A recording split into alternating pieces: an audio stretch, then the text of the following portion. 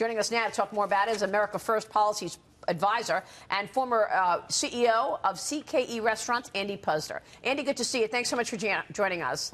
Glad to be here, Maria. Your reaction to the CFPB's failure to investigate Wells Fargo, what were they doing? Well, look, I think it's a problem with all of these Dodd-Frank agencies, the Dodd-Frank legislation in general. It really doesn't do what it was supposed to do, which is regulate these large banks to try and prevent financial problems. In fact, the fines that Wells Fargo paid totaled for all agencies totaled about $185 million in a quarter where they made $5.6 billion. So it's not really a very big punishment. What Dodd-Frank does, what this agency does, they hurt the small banks. They hurt the community banks. I got to believe that if a small bank did what Wells Fargo did, they'd be out of business now. So the law is defective.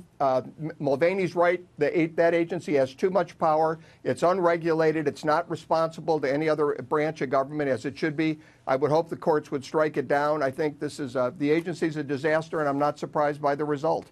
Andy, it's Dagan McDowell. To quote the great Maria Bartiromo, the reason the economy is firing the way that it is and growing north of 3% is because of this rollback in regulations, because the stranglehold on business is over, according to this administration. How much do you think is related to the economic growth? How much of that is related to this big rollback in regulations? A tremendous amount. If you look at the different agencies, the different independent organizations that measure consumer confidence and confidence in the business community, they all shot right up after the election. It wasn't a pre-election event. It was a post-election event. And when businesses are optimistic, they invest. When consumers are optimistic, they spend. And we're seeing the results of that in the second and third quarter with 2 quarters of 3% plus GDP growth, which we haven't seen for years. So I think Maria's absolutely right. It is deregulation.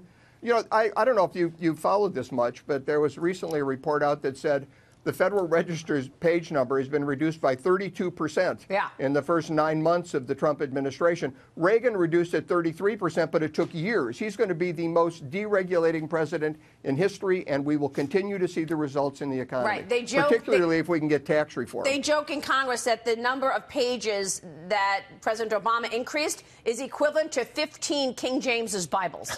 No, really, that's the joke in Congress, Michael Jones. Yeah, I think it's the actual regulations coming down, but I think it's also the attitude of the regulatory agencies. Yes. So, you know, as a small businessman, I can tell you for a lot of the last 8 or 9 years, you didn't feel like your regulators were coming in to help make things better. They were coming in to see what they could catch you at.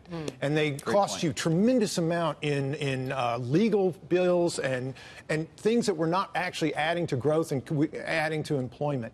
With a new attitude from the regulatory bodies where we're here to see if we can improve things for your employees, improve things for your customers, as opposed to we're here to get fines out of you. Focus on growth. Exactly. Yeah. That, I think, is as important as the actual regulations themselves. Yep.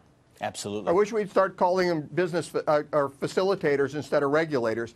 Maybe they'd feel like they had to facilitate instead of regulate. I think it'd be a big boon for the economy. That's the mindset. If you feel like your regulators and your government is trying to enable you to do business better as opposed to hold you back, that totally changes the psyche of a large or small business. And that's the whole point of a 20% corporate tax rate, by the way. Let me get your take, Andy, before you go on Chipotle. Obviously, issues there. CEO and founder Steve Ells announcing his plans to step down.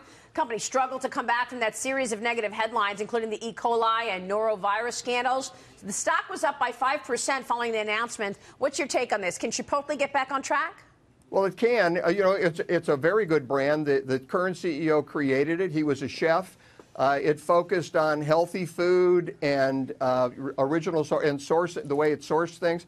The problem is that they made a lot of people sick. And the way you solve that, the real problem, the reason they made people sick was either their supply chain was defective or the way they prepared the food was defective. And you need an operator to come in and solve those problems. And I think the market is perceiving that they'll find an operator to solve those problems, and they could well get back on track. So it's a very positive move, and I think the market reacted appropriately. Andy, it's good to see you this morning. Thanks so much. Good to be here. Thank you, Maria. Andy Puzder joining us there.